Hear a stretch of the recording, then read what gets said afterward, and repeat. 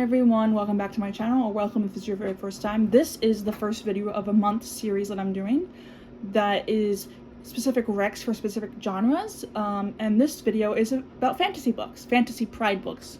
And I have selected 5 pride books that have stuck out to me, that have stayed with me, that have emotionally impacted me or helped me with my identity or sexuality in some kind of way. These are really, really special to me. I've read like 120 pride books, not just in fantasy, but like 120 overall. I wouldn't say I'm like a pride book specialist, but I would say that I have read enough to like have an opinion on these, is how I would word it. And I really hope that you guys enjoy this video, and I really hope that maybe you'll find a recommendation that you might try out yourself. This is the first video. I'm gonna have a romance one next time, and then there's gonna be a horror one. I wanted these to be short videos so that they're more digestible, but also so that people can find them and pick what they need. So like this video is like, oh, if you want fantasy, watch this video. If you want romance, watch the next video. And then if you want all of those, you can watch all the videos. But I wanted this to be able to find the target audience. And yeah, and I didn't want to put it all in one video because I wanted to spotlight these and give them their own like deep love. So yeah, so I picked 5 out of, God, I don't even know how many fantasies that I've read that are pride or like LGBTQI in some way, but these are the 5. And I hope everyone's having an amazing Pride Month so far. It is only June 2nd. Maybe you haven't even had the chance to be gay yet, but I hope you have an amazing Pride Month. I hope you take time to find some acceptance for yourself and your loved ones. I hope you're kind to yourself. I hope Pride Month is healing and loving, and I hope you have a good one. Whether you're out, you're in the closet, you're questioning, whatever you might be, I hope that it is what you need it to be, is what I will say. I am gonna go to Chicago over the weekend, and I'm gonna see if there's any pride events that I can attend, and I'm really looking forward to it. The first one on this list is Faebound. This came out in early January 2024. It is like romantasy, but I technically lean it towards just regular fantasy with romance, because the first book is very plot heavy, very political, but it does have romance and smut in it, so I still think that people could enjoy this as a romantasy if you're a beginner. If you're a beginner for romantasy, I think you'd enjoy this. If you're like a hardcore fan of romantasy, you might be like, this is a little lacking.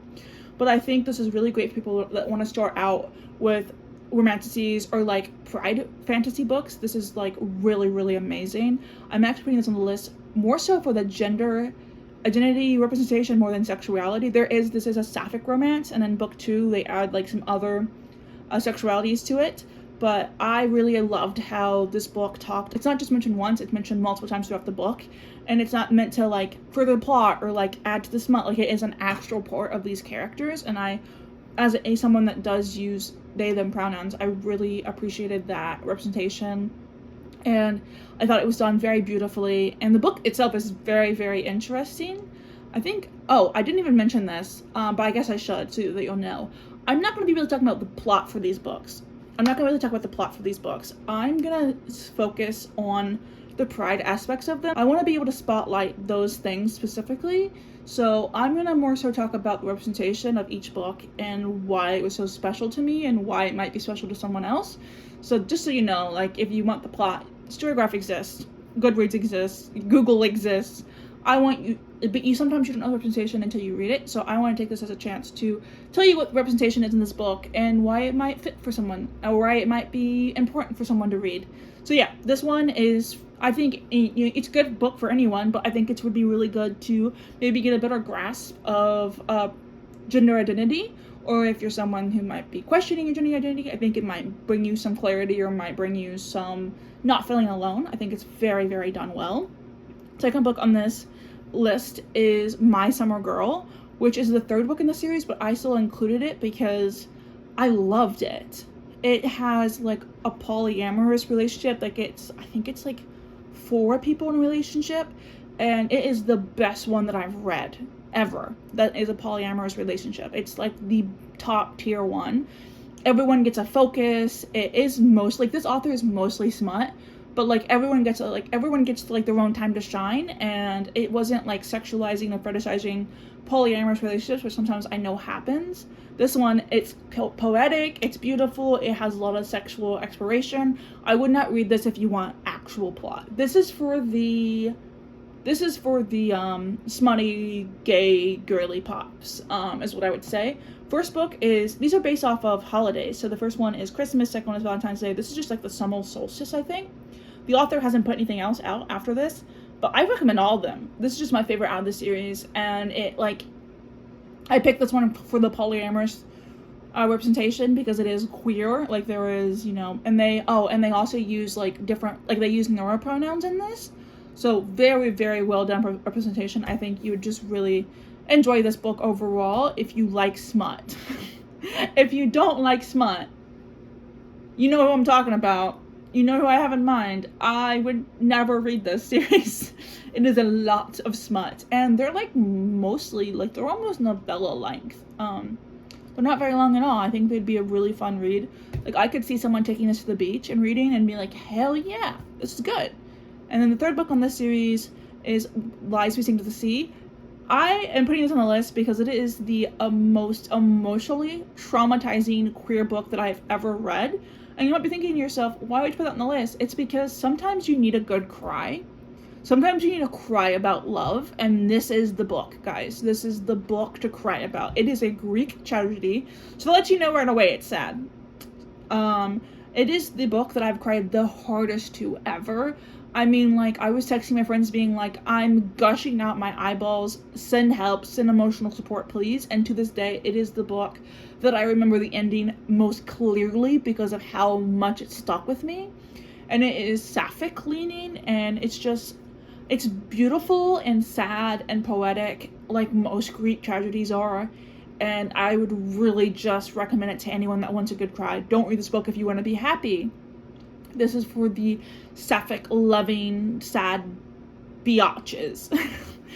It's a time, is all I'm gonna say. It's all I'm gonna say. And then the fourth book on this list is Cemetery Boys.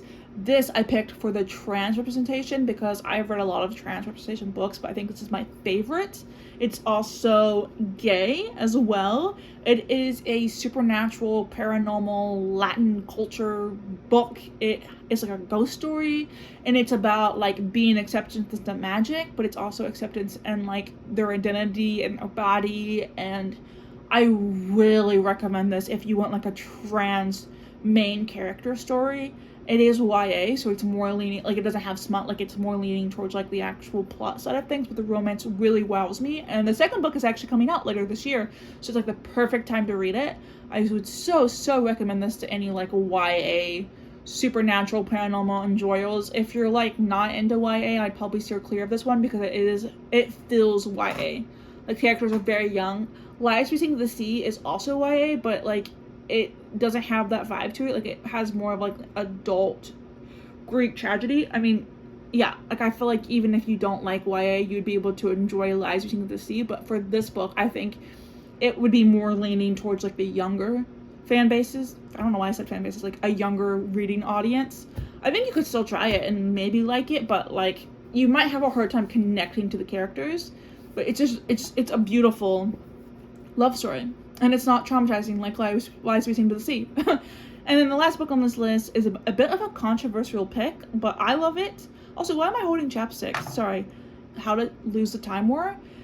You either love or hate this book. I have met people who have hated this book. I have met people who have loved this book. Like, I'm in the side of things that love this book, and I'm gonna be honest. This book is enjoyed better the more you read it.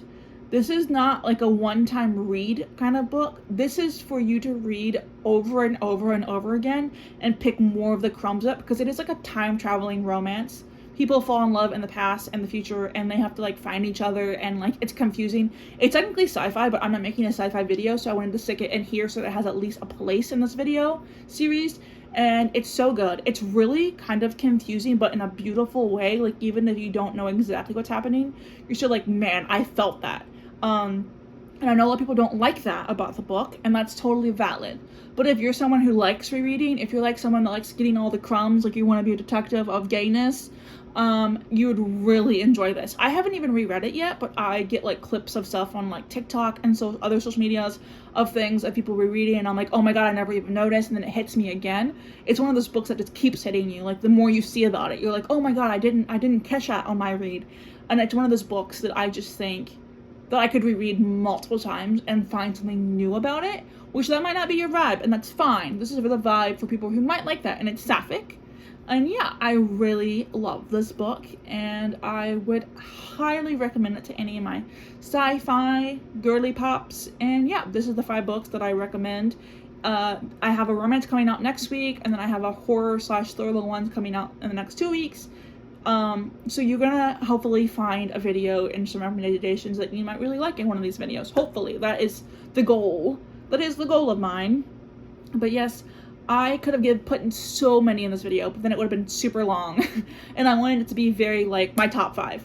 Here's my top 5 gayness books. And I hope you maybe want to read one of these. I'm not gonna do an emoji. I mean, do a pride flag. You know, if we're gonna do emojis, let's just do for the emoji this whole freaking month, let's just do the pride flag.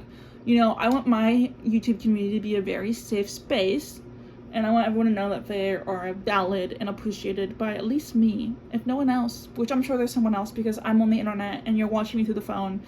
But let's just do the pride flag every time that you watch one of my videos. Like I said, I hope it's a really amazing Pride Month. If you're gay, if you're an ally, I hope you still have a good month, but I hope you spend it supporting your gay friends. I'm so funny. I make myself laugh. Yeah, I'm sorry this is not like a super long video, and if you ever want like more specific recs from me, feel free to comment, or you can find me on social media somewhere and be like, hey, I'm wanting a recommendation for this specific thing, and I'm sure I could find you one because I've read 120 Pride books.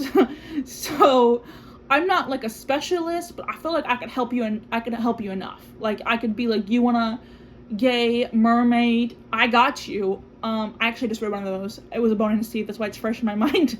But yes, these are my favorite fantasy Pride books that have some kind of representation. You can let me know what your favorite Pride books are that are fantasy based, and I'll see you next week for the romances. Bye, friends.